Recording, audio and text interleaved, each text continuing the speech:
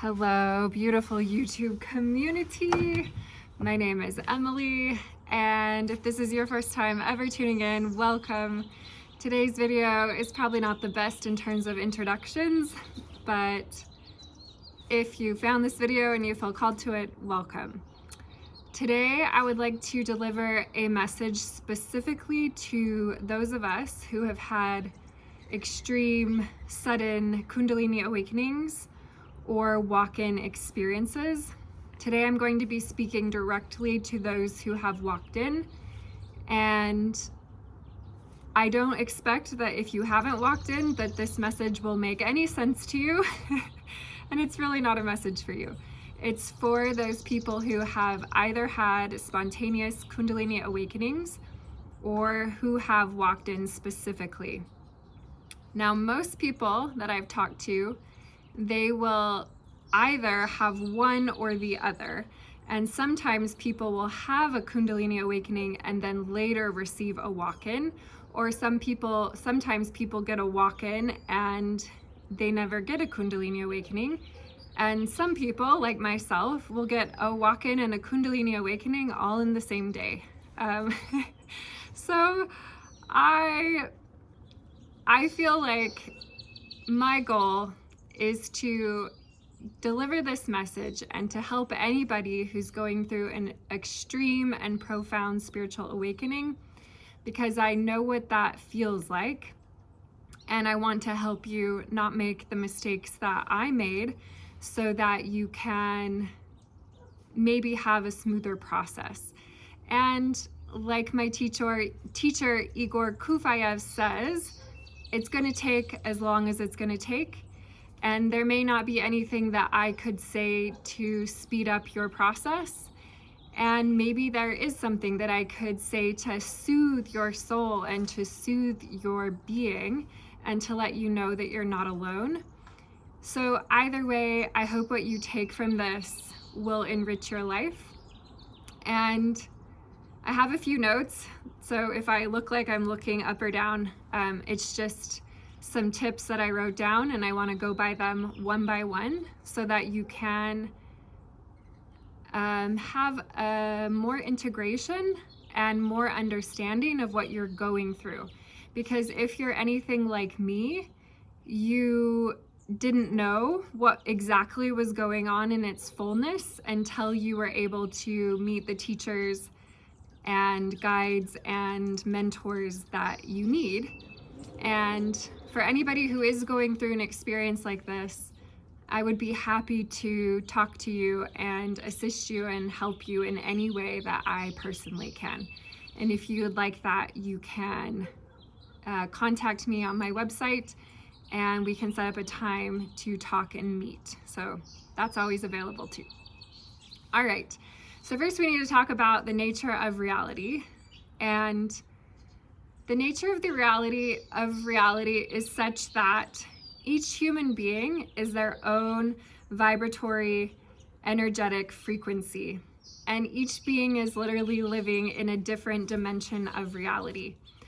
And some people have been born into highly conscious families, and they have been educated, or they have had parents teach them about the spiritual nature of life.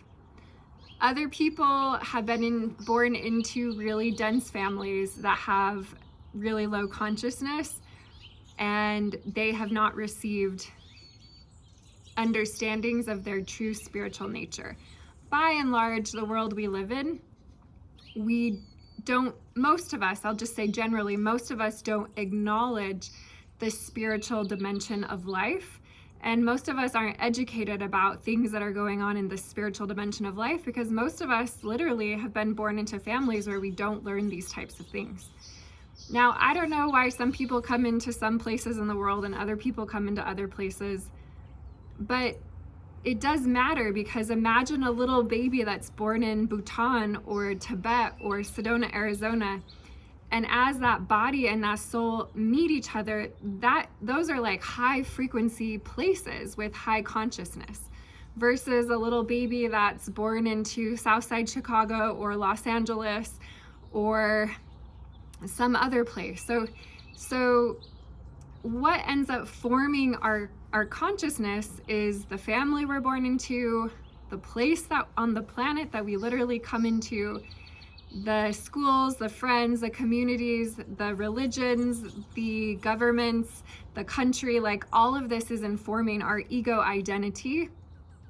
And always to remember, each and every person is a fractal source of God, although some fractals are more connected to their true essence and their source of being, and some fractals are more disconnected from their true source essence of being.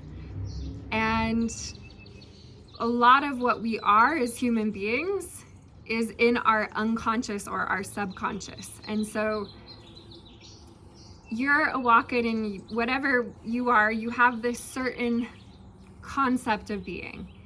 And in a walk-in's instance, that concept of being literally leaves their body and an entirely new being steps into their body.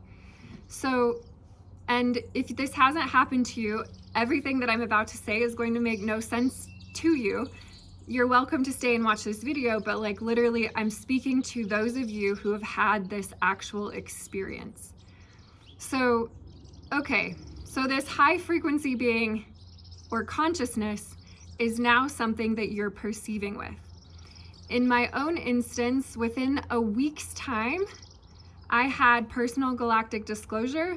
I was in my bedroom, literally a craft appeared out of thin air, and my cat saw it too, so I know I wasn't crazy. My cat was very engaged, and it zoomed over to the bed closer to me and my kitty Moo, and then it zoomed up into the corner of the room, and it basically evaporated into thin air. Okay, so I had never seen alien ships before I had this experience, and I did not believe in aliens before this experience. So this consciousness that had come into my body had different ways of perceiving than I had been perceiving before I received my walk-in. So this is a shift that not only you are noticing in your own life, but other people around you also notice and feel this difference within you. So it sets you up in many ways for a hard, bumpy road, but I would hope to smooth this out for you a bit. So in my case, and I know this isn't in all cases, but in my case, my walk-in experience for the first little while was increasingly intense. So it didn't just go from like 0 to 100, it was kind of amping up as my body and my walk-in were kind of like beginning to enter a harmonic resonance. And it was quite blissful. And then what happens in any spiritual awakening, Kundalini awakening, or walk-in experience, or both at the same time. And Sarah the Alchemist speaks to this so beautifully. Sarah El-Kandi, her title is The Alchemist. And if you want to learn more about this part of awakening, she calls this the petty tyrants part of awakening. What happens is everyone in your life that is probably honestly just scared of what you're going through, they don't want you to change. They don't want your consciousness to blossom. They don't want you to be different than you've always been, because people like people to stay about the same. And if someone's going through an extreme growth curve, that makes people feel uneasy. But one thing you need to understand is that if you've had a Kundalini awakening or you've had a walk-in, literally you have to accept that your life path is that you're going to spiritually awaken. And Igor Kufayev is a great resource and teacher. He talks about how not all Kundalini awakenings are the same, okay? And a lot of the times, this is what Igor teaches, is that when people think they're having a Kundalini awakening, they're actually just having something called pranatana. And that can be like heightened experiences of prana moving or flowing through your body. True Kundalini awakenings is like your small illusionary self is going to become a divine galactic cosmic self. And this process is going to take 10 or 12 years for you. Okay, so if you're on year 1 of your Kundalini awakening, like, buckle your seatbelt, baby, because it's only going to get wilder from here for a while. And you need to understand that, like, you have been initiated into something that is going to change your life completely.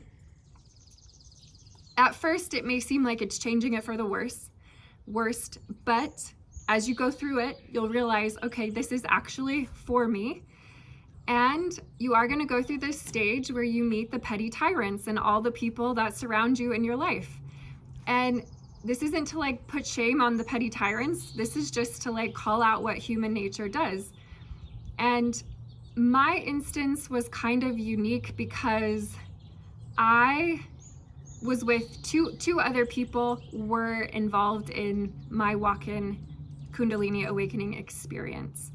And while I take 100% full responsibility for engaging in this experience, there were 2 other people that were also there, and it's just true that they are equally responsible and accountable for what the 3 of us did.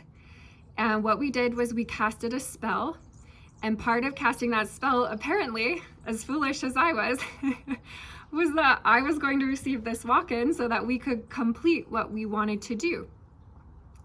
But I was like, okay, yeah, sure, I'll get rid of my ego. But what happened was when my powerful self stepped in, it triggered the petty tyrant in these 2 people. And whether that comes from just plain old fear, whether it's insecurity, whether it's jealousy, whether it's triangulation, whether it's manipulation, whether it's narcissism, like, I don't know. It's like, it was basically like explosion of power, energy power between the 3 of us. And these people did not like the way that I had changed, even though we had co-created this for us.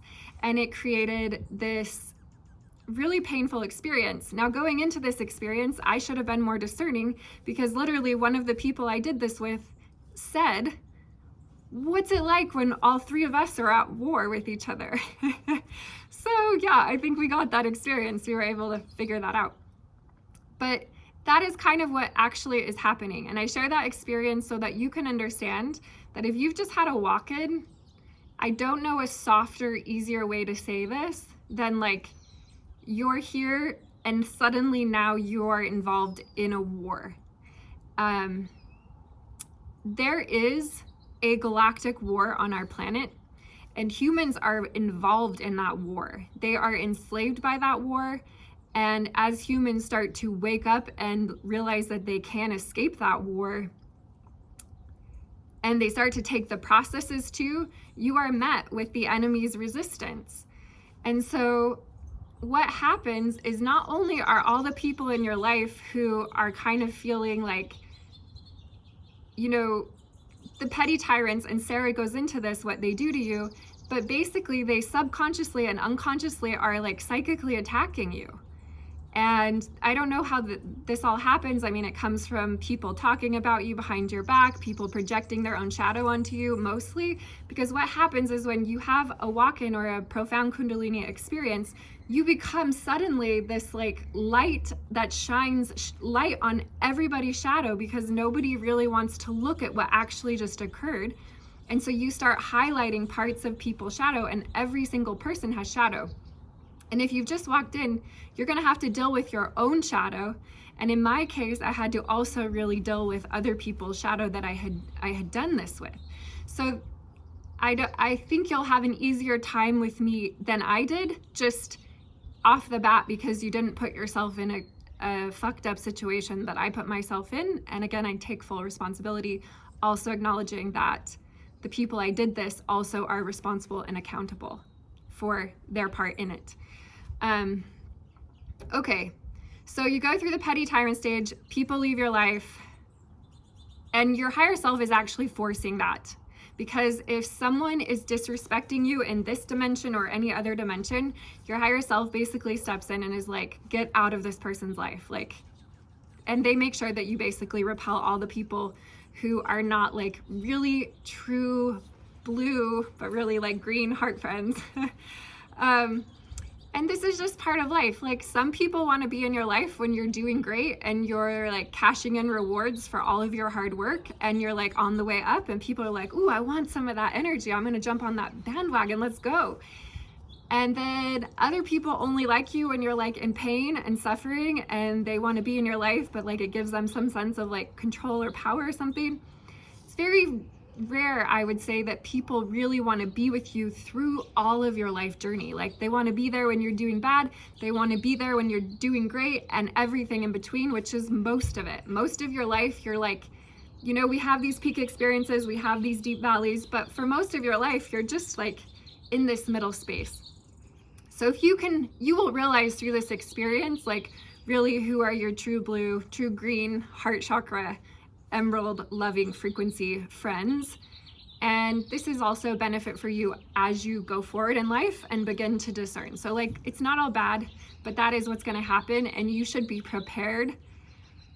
And also you should know that people are going to project all of their fear, all of their shadow onto you. And in most cases, you're literally just becoming like a mirror for people's inner world, and they'll, regardless of what's actually going on with you, they'll just, whatever's going on with them, they'll actually see it going on in you.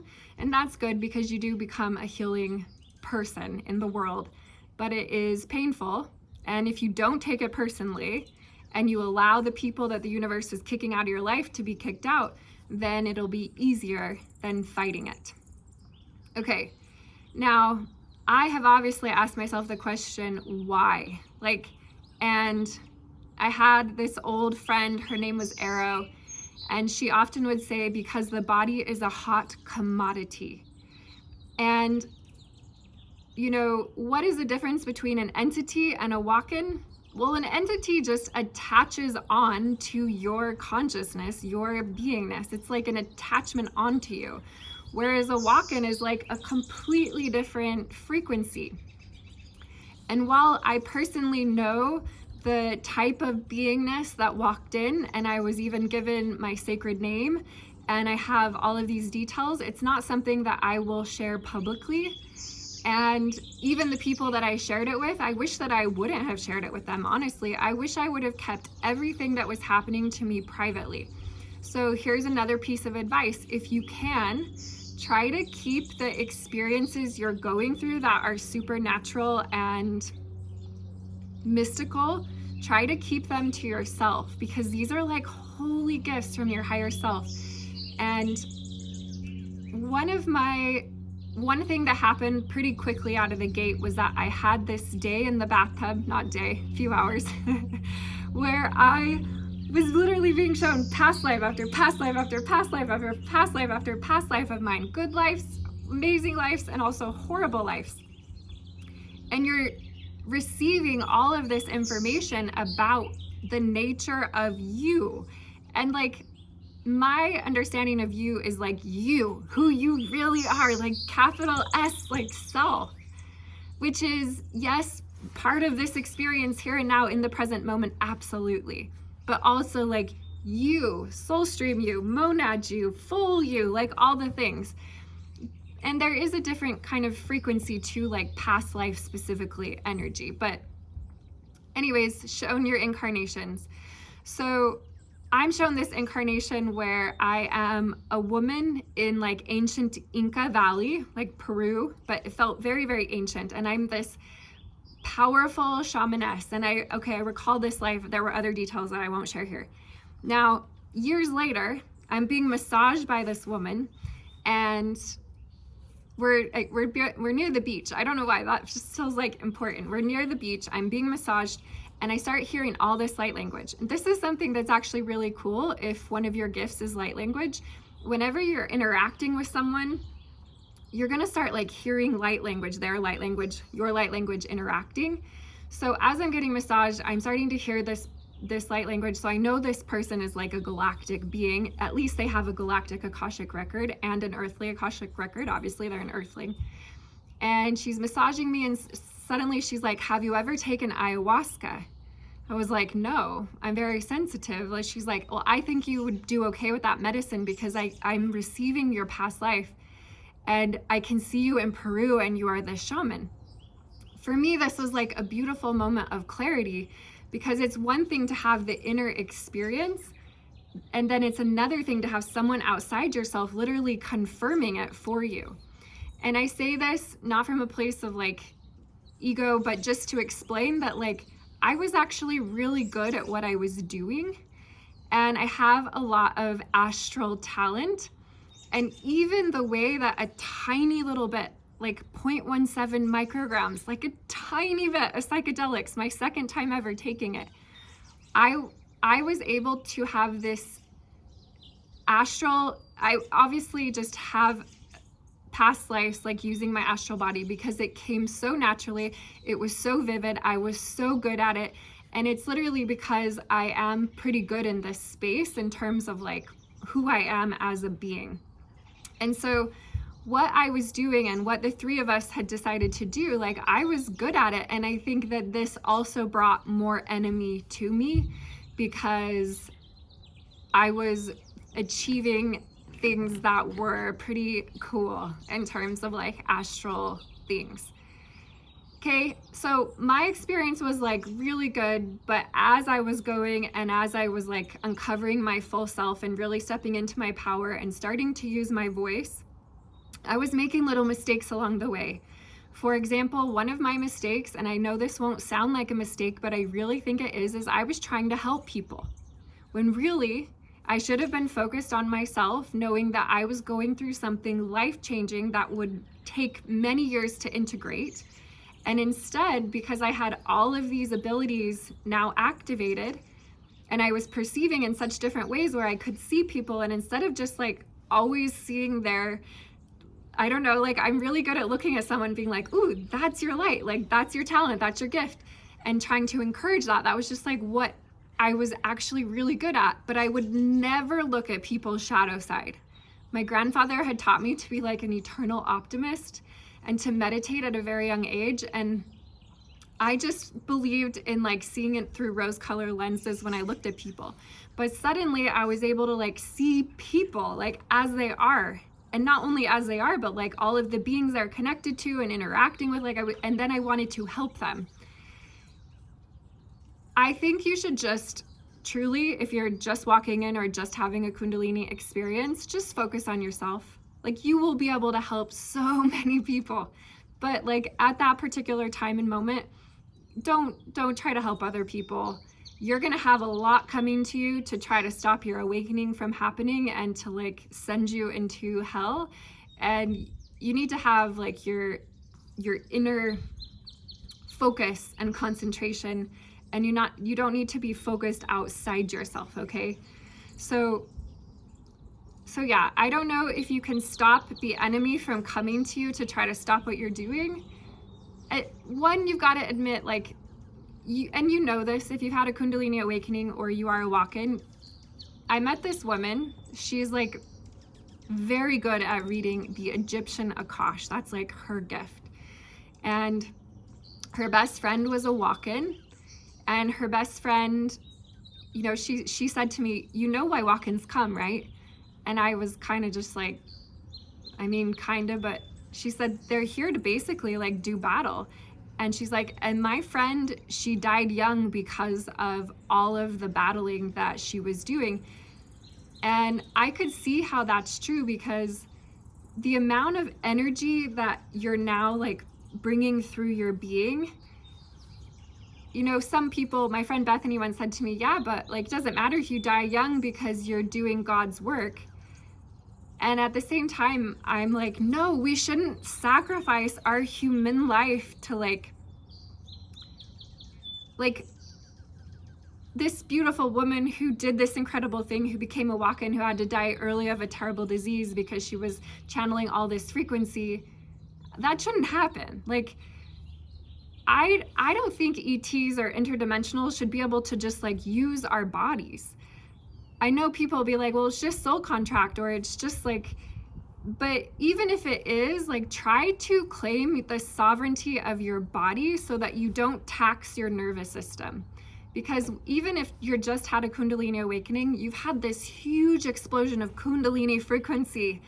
And this frequency, like I see it very much as rainbow frequency, but your body has to harmonize and alchemize and alchemically adjust to this frequency. And it is like a lot. So I guess what I'm trying to say is respect your body as much as possible. Ground yourself every day. Try to keep eating. My love of food just like went away. The only thing I wanted to eat for months was just like broccoli. And I don't know why it was broccoli, but like the idea of eating meat was repulsing me. And I think it's because your body frequency is like changing. Try to intuitively eat, but just keep eating. I lost so much weight because you have all this fire frequency, like burning all of your samskaras off, and your body vibration is changing. It's a lot for the body. And like on a more tender spot, like I am experiencing post-traumatic stress syndrome due to some of this that I've gone through. And I'm okay with that because at least I understand, like, I have to feel it to heal it. And I'm like open to seeing every aspect of my own shadow and other people's shadow so that I can just really step into the expansion of consciousness. Because one thing about consciousness that people don't realize, people want to expand their consciousness. But to expand your consciousness means like you already have all this consciousness in the daylight. When you expand your consciousness into the darkness so that you can now see all of it.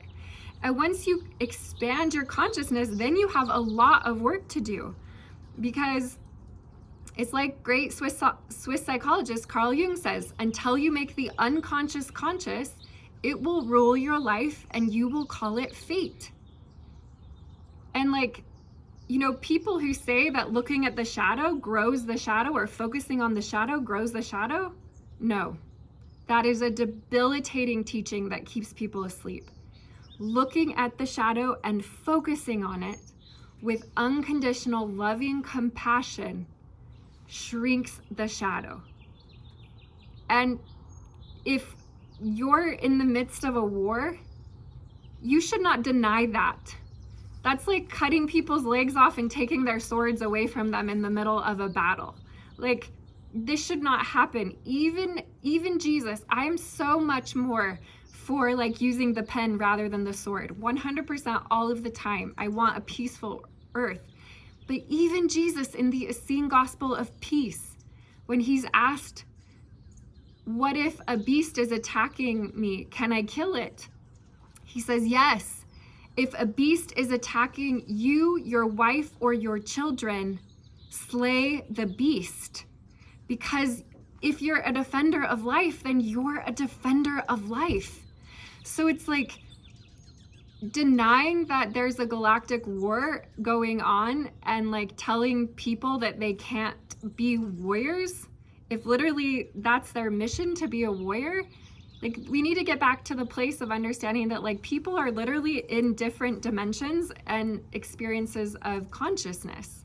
So not all advice is for all people, and this advice is not for all people, but all things don't apply to all people. People are literally at different places and have different missions according to the consciousness and place that they're at. So this is why we don't have to judge anyone else. And this is why we also, you know, don't have to receive or take other people's projections or advice. Like, we should all just be going in and listening to our own advice.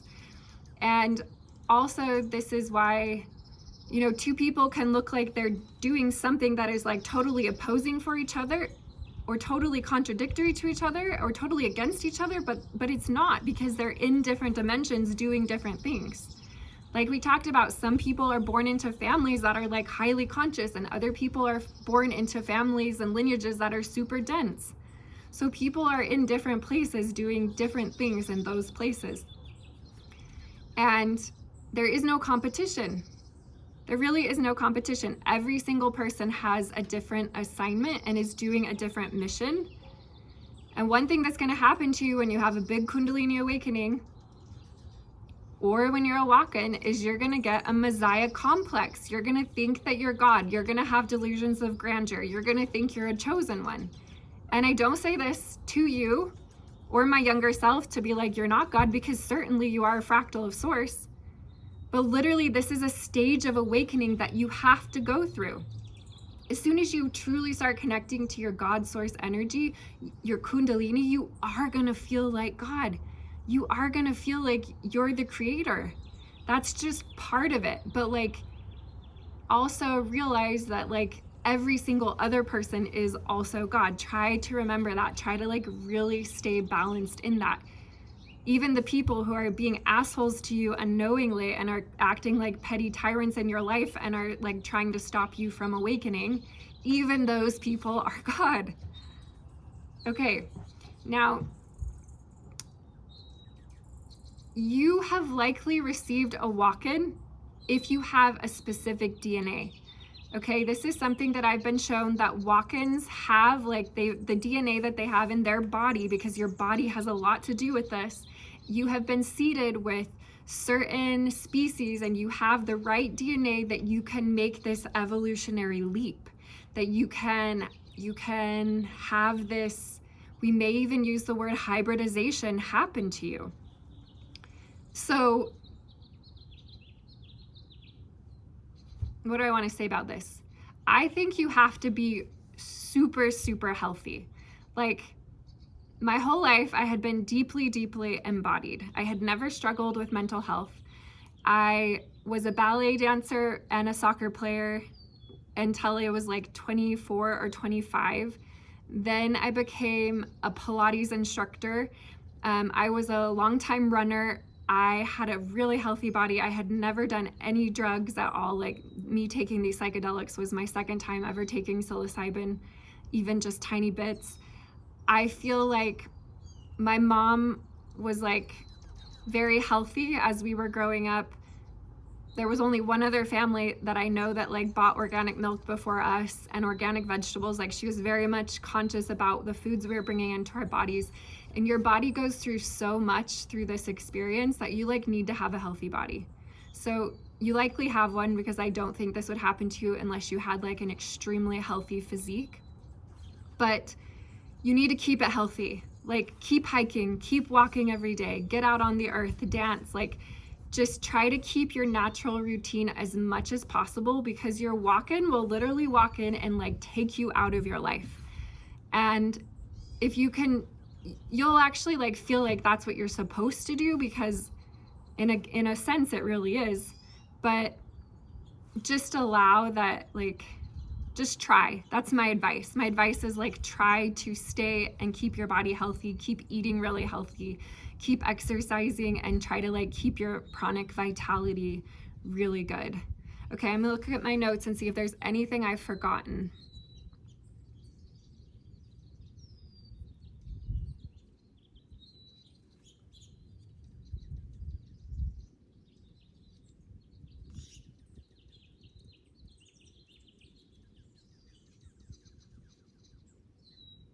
Okay, don't take the petty tyrants in your life personally.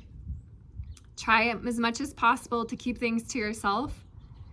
Know that like literally you're in basically a galactic war. You've woken up to the dark unconsciousness that's like all of humanity doesn't know about, and now your body is going to be a target. Claim your sovereignty, set your limits, like as much as possible. Know that you can do that. You shouldn't just feel used. I think something that I've had to work through the grief of is like, in many ways this felt like a trespassing of my body, like really like an astral raping, like and working through the grief of like that you can feel so violated in that way, and then also coming into like acceptance and gratitude. Like, it's a whole process. You're gonna go through like peaks and valleys, but the more that people are trying to take you down from this experience, it actually will serve you if you can stay in like the really high frequency of your walk-in. And then try to keep your nervous system regulated, eat grounding foods, continue to exercise, and yeah, keep things to yourself. Don't share what's going on as much, and know that like even though you're going to feel like God, and you're going to feel like you have all of these gifts and past life gifts to give to humanity, try to like hold off on that, because this is a journey. This is a marathon, not a sprint. And you'll be able to help people, but like you're going to have a lot being thrown at you, and you're going to need to help yourself first. And I really feel like this is a video that I wish I could have found that first month of having this experience. And I'm sending so much forgiveness and unconditional love and beauty and peace and life force energy to all beings. And my final tip of advice is like, literally be brave. Like, likely you already are courageous, you already are brave. There was this day where I was really just having like a terrible day, and I could feel that I was really astral battling in my astral body, and I was feeling really stuck and really lonely as a human. And I'm trying to do this integration, and I remember this majestic, like truly like a lion, the most majestic lion being coming to me and like giving me the heart of a lion, the courage of a lion, and like activating me to have more courage in this moment. It makes me almost want to cry. But like, you're gonna need courage, likely, but courage comes from within. So like, really do even meditations where you like meditate and you focus on the courage in your heart, like courage and core, like core heart frequency, like core. Actually, courage comes from the etymology of core, which actually is united to our heart. So just like love your heart, and like, I think respect your humanity at all costs, because there is this weird, and we're going to be seeing this more and more, but there is a weird cultish AI, spiritual technology, transhumanism, posthumanism virus like infecting this realm. And my true hope is that humanity will remember the sacredness of humans, and that all humans will be protected, loved, and safe during these very specific times of what it means to be a human. Particularly, it is my wish that all humans will be protected during birth, that all women will be protected during birth, and all babies during birth, and all fathers during birth. And also that all people will be protected during their spiritual awakening. This is where I feel like one place people are really, like, it's really hard to be protected. I remember like feeling like I was being attacked psychically and from the petty tyrants and all the things, but also I remember also feeling like I had literally an army of angels also helping me. And on those really hard days, you know, it's like a battle for, like I said, your body, but ultimately light always overcomes darkness. Like, and the light can withstand. The light is got free energy. The light is never ending. The light has infinite resources. So like, even if you get in a really dark place, know that your guides are surrounding you, and like, you can get through anything. I really believe that. And I also don't think it would happen to you if you didn't have literally the strength to make it through it. So, but I think human beings should be protected and supported and loved during spiritual awakening processes. And I also wish that human beings will be protected, supported, and loved during marriage, because I think marriage is something that is so sacred to humans. We don't even understand how sacred that is in many cases. And then during death, I wish all humans to be safe, supported, and protected during death. And that if we really want to keep our humanity alive, and we want to keep our humanness, the part of us that is truly made in the image and likeness of that first divine source, these rites of passage, these initiations, birth, spiritual awakening, marriage, and death, this is part of what makes us human. And it's so beautiful and special. So that feels like the end of this message. Much love. Please give this video a thumbs up if you've watched all the way to the end and received something. Leave a comment, send it to a friend. And yeah, I hope this video will literally be delivered to all those people who need it most. Thank you and much love.